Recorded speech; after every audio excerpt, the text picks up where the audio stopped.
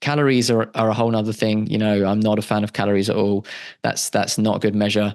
That's a whole nother conversation. But it's our body's controlled by hormones. So eating fat gives us the lowest insulin reaction. So insulin is the hormone that controls our blood glucose. So when we eat a sugary meal, a carby meal, our glucose goes up, our insulin comes up to bring it down. And when insulin is up, our body stores fat. When it's down, our body will burn fat. So this is why when we're eating high fat, because insulin stays down, our body's burning all that fat. So it's fine. It's not going on. In fact, for most people, especially if you're eating low carb, if you want to lose weight, you actually up your fat. It can seem crazy, but upping your fat, because your body's just burning more and more, and you're lowering carbs, you're lowering protein a bit, and your fat's there, your insulin stays super, super low, and your body's just using it all for energy. So yeah, that's some of the reasons why it seems counterintuitive, but the systems in our body are set up for that. If we're eating fat, then our body will burn our fat, and you'd actually lose weight. Yeah, the whole cholesterol thing is just such a, again, scam. You'll hear me say that a lot because so much that goes on in health is a scam. And it's really a shame because the opposite of what they say is true, and the opposite of what they say is healthy is actually healthy. And so we need cholesterol. People think our body makes this thing or it just exists in us and it's just bad. Again, why would we have it in us Yeah. if it was bad? And so cholesterol serves several vital functions. I'm not hugely versed on it, but I've observed and read that it's good for testosterone production and maintenance, and it's essential there. It's good for the heart and the health of the heart. I've heard someone refer to it as like lotion for the heart when something's going on there, so it keeps things well there. Is there anything that you'd like to expand on that? Perhaps the absolute benefits of cholesterol and why it's actually a necessity? Yeah, I mean, so I mentioned it earlier with cholesterol. Every cell in our body is made from cholesterol. So the very building blocks. And what you have to bear in mind is that everything on our body is constantly replenished. We've got a bone in our arm, and you think that's just a bone that's always there. It's constantly breaking down and remaking. Your liver breaks down and remakes. The cells are constantly going through renewal. And if you don't have the building blocks for those cells, how do you renew them? You don't. They start to break down. So cholesterol is absolutely key.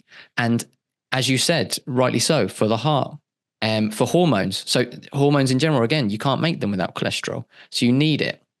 Our body makes us a ton of cholesterol because it's so essential.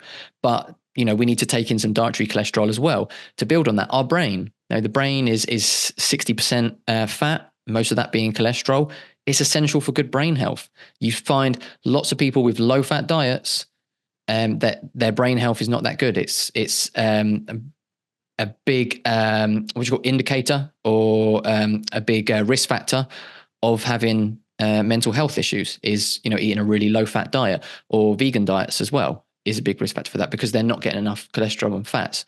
So it's so important. And there's also absolutely zero evidence, data, whatever you want to call it, that shows that it is dangerous in any way. It's all been fudged. It's all fake research. It's all these fake things that they've done as a scam, and they just keep pushing it. There's nothing, they talk about, LDL, this and that. It changes. Now it's ApoB they're talking about, because we know there's nothing wrong with LDL. They say HDL is good, but LDL is bad, but they're the same thing. And it's nonsense. Your risk factor for heart attacks and heart disease is your metabolic health. If you're terribly unhealthy and you have high LDL, you're probably going to have a heart attack. But if you're incredibly healthy and you have high LDL, you're probably not going to have a heart attack, because it's your metabolic health. I always ask people. In fact, literally yesterday I had a conversation with someone on X who. Someone commented, basically posting someone's trying to make fun of someone who posted their blood work, who was a carnivore, and they had high LDL, and they were trying to make fun of them. And someone commented, I just commented and said, well, what is it that's so bad about it? And someone commented saying, oh, LDL is really high, he's going to have a heart attack. It's shown that it causes atherosclerosis. So I said, well, okay, well, how? How does it cause it? He said, oh, well, when your LDL is too high, it goes into the arterial wall. So I said, okay, but how does that process happen? And he couldn't answer. He just started attacking me because there's actually no science behind it. If you look at it and you look at the science, there is no science for how LDL gets into the arterial wall. There's absolutely no science. The only thing that would cause LDL to get through the tight junctions and to get into the arterial wall is damage to your arteries, and that comes from inflammation, from poor diet, and things like that. And also, when you look at the plaques that cause heart attacks, there's basically hardly any cholesterol in them. Cholesterol gets blamed, but when they've studied them, they're like nearly 90% fibrous tissues, a couple other things. Cholesterol's not even, I think, 1% of them. So yeah, it's all fear mongering. If you enjoyed this clip, you'll love the full conversation I had with Ryan, where we dive a whole lot deeper into his philosophies as a holistic health coach and what he's done to improve the life of himself and his family using holistic health practices. A lot of it goes very much against the grain of conventional thinking, and we cover some really, really essential topics. So click the link in the description to check it out, and I'll see you over there.